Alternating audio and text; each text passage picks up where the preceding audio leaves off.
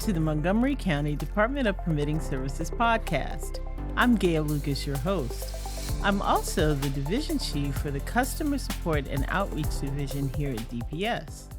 Joining us on the podcast today is returning guest, Jeremy Shupp, who is one of our field supervisors for residential inspections. Yes? Yes, ma'am. Spring has sprung, y'all. And if you're like me, you're ready to start digging in the dirt and doing home projects. So Jeremy is going to talk to us today about spring projects that we're thinking about: decks, patios, sunrooms, and how we go about doing that safely and correctly. Welcome, Jeremy. Thanks for coming back. Yeah, great to be here. Thanks for having me for this important and timely discussion as the weather warms and people spend more time in their backyards. All right, well, let's start with the big question. Do we need permits for our decks, for our sheds, for our gazebos? Yes, you do. Montgomery County building permits are required virtually for any decks, no matter how high they are off the ground. If your deck includes stairs with lighting, a hot tub, outdoor electrical items, then you may also need an electrical permit. This is one of the things that I'm thinking about doing. What about a fence? I need to replace my fence.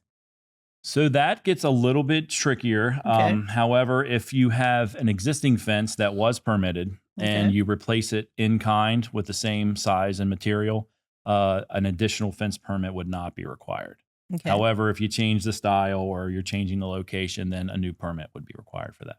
Okay, even if I'm changing the style. So that's important. So if I'm going from a wood fence to, what is it now, polyurethane, whatever the fences are made of now, I need a new fence permit. Correct. Okay. All right. Beyond safety, permits ensure that we're meeting zoning, that we're meeting setbacks, that we are in compliance with the code. And remember, folks, homeowner association rules do apply. So it is possible that my homeowner association has different rules, or maybe not even different rules, but has additional rules that would apply to my decks, my sheds. How does that factor into the permitting process? So with homeowners associations, you do want to check to make sure of their requirements. They might require something that DPS might not. They might have certain setbacks on their property that we would not require. Okay, that's important to know because it could be a little bit different than what the code calls for, right? Absolutely. Okay. The application process for permits is all electronic, as you all know. Folks that have been watching and listening to our podcast know that DPS has an electronic permit process. Can you walk us through that a little bit? Give us a little bit of information about that. So as far as the online process, you would go into our website and sign on. You'd have to create an account to pull a permit for various projects in the county. Okay.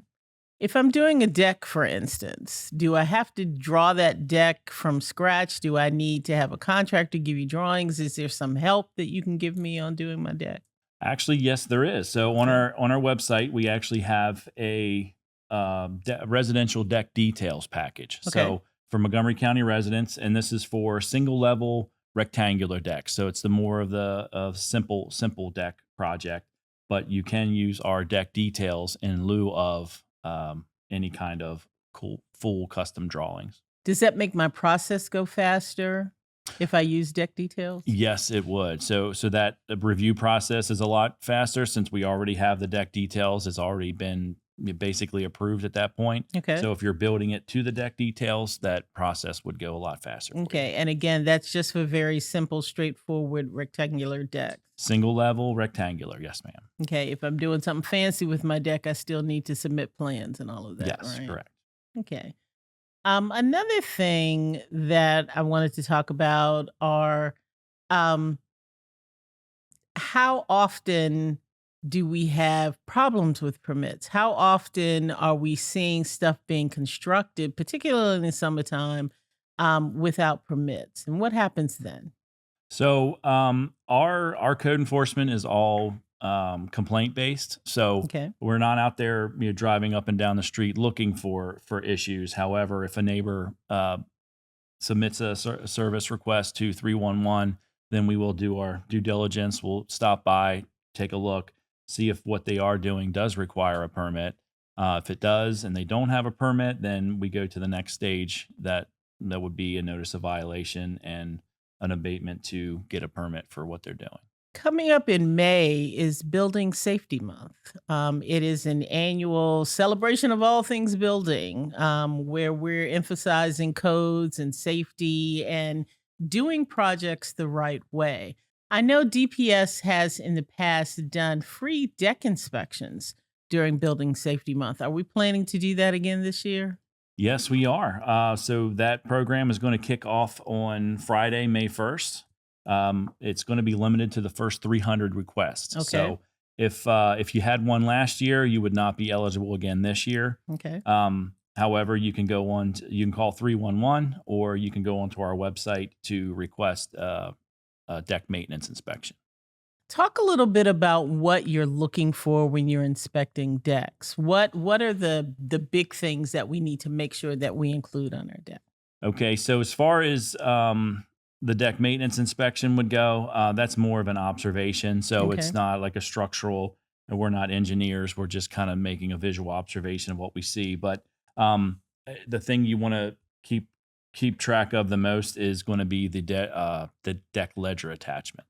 So And that's what? What's the so the deck deck ledger the deck attack? ledger is how it attaches to your home. Okay. So if you notice that there's not a beam close to your house, it's Okay. probably attached directly to the house itself. Okay. At that point, you want to make sure that that is very well installed. I know one of the things I look for on my deck and in fact replaced is the decking itself. It was looking like it was getting rotted or it had mildew on it. Talk about a little bit of deck maintenance. What should homeowners make sure that they look for before they start using their deck for the season? So you want to look for any rotten boards, Okay. any splintering, stuff like that. So the more simpler ones, you might be able to do a little minor sanding to Okay. get that roughness out of there. If you're looking at like a full crack board, yeah, we would recommend replacing that for sure. You don't want to get a splinter or hurt yourself that way or trip hazard.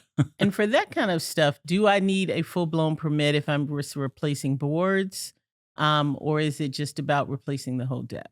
Yes. So if you're just replacing decking boards only, a permit would not be required. Okay. That permit requirement kicks in with your structural issues, so Okay. your beams and your guardrails, stairways replacement.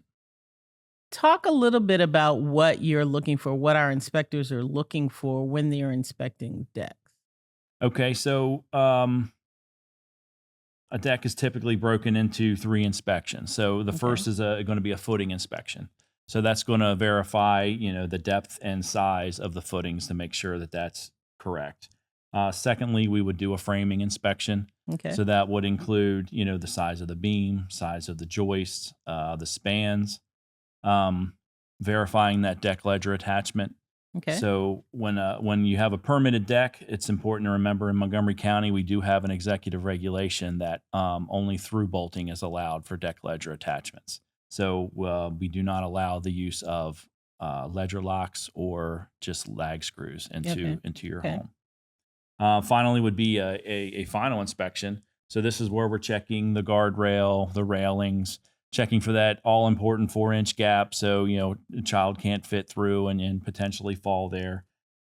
We'd be looking for the stairways and all your guardrail heights as well at that time. Okay. So decks are not the only projects that folks do in the spring or think about doing.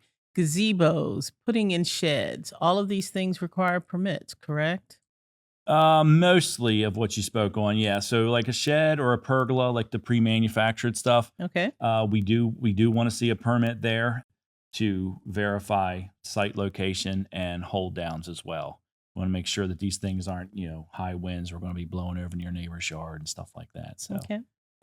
as far as like a patio, so like a hardscape or Sure. paving stones or poured concrete, that would not require a permit. And you can even go a retaining wall less than 36 inches from the grade would also not require a retaining wall Okay. a permit for that. And some of these are DIY. I like to think of myself as a DIYer, but it's not. Hmm. I, Gotta I, save I money ain't when you that can. great. I ain't Gotta that save that great at money. DIY. But these are projects that homeowners sometimes do themselves. They Hmm. still need permits. Yes. For the decks and for the sheds, pergolas, yes. Now for your hardscaping, like your landscaping walls and paver stones, would not need a permit for those things. One of the questions we often get is, do these projects require me to get a licensed contractor? Talk to us about licensed contractors versus Okay, someone so else. anybody that is pulling a or obtaining a building permit, it has to be the actual homeowner or a licensed MHIC contractor. Okay, and So MHIC is Maryland Home Improvement Commission license, correct? Okay. yes, it's important to make sure that they are licensed and insured, for your benefit as well. And for our listeners, it's important that you check that. It's important that you ask for that.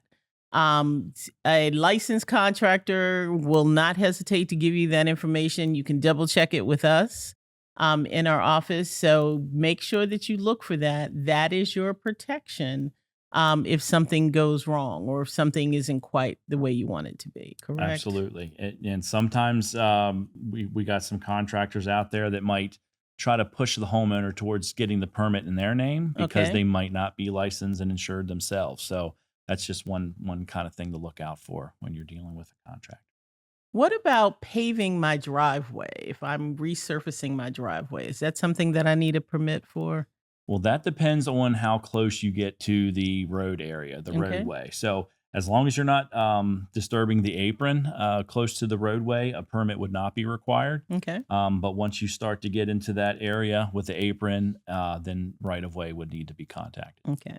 These are all projects that people think about doing your yard cleanup or doing refreshing your home, power washing and those kinds of things during the spring, right? We just want to make sure that folks are getting the correct permits.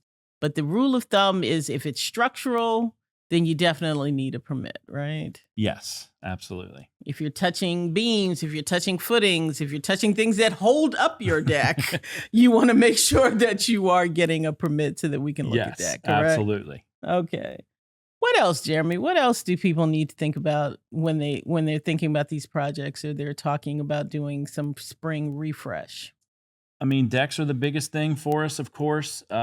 With people, got more people coming over, visit. You're going to have your barbecue, so um, and be sure to reach out to us starting on Friday, May 1st, for that deck Okay. maintenance inspection.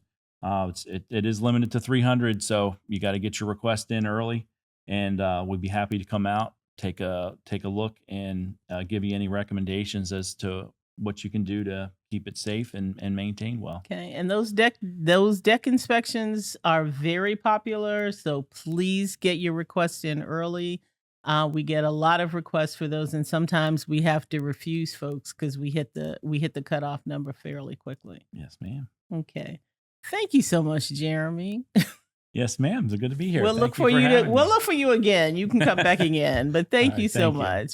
And to you, our listeners, remember DPS is here to help you with all of your projects, with advice, with permitting, with some suggestions on how to make your project better, how to make your project safer, and how to succeed in doing your spring projects. It's important to know when to get a permit and why you need a permit. If you have any questions about about the permitting process, please reach out to us. We are here Monday through Friday, 7:30 a.m. to 4 o'clock p.m., 2425 Reedy Drive on the 7th floor. We're open 7:30 a.m. to 4 o'clock p.m. Someone is always here in person to help you answer those questions. You can give us a call. You can reach out to MC311 to talk with someone if you have more questions. Please check out the Montgomery County Department of Permitting Services website, montgomerycountymd.gov/DPS, to find information and resources to help you with your next project. And if you have an idea or a topic you'd like to see us discuss on our podcast, or you have a question for an upcoming podcast, we want to hear from you. Email your ideas and questions to dps.podcast@montgomerycountymd.gov. And if you found this podcast helpful, please subscribe, share it with others, share it with your friends, with your family, with your homeowners association, so that you can always get the latest episodes. Until next time, I'm Gail Lucas. Thank you again, Jeremy Shuck. Remember, DPS is your project partner.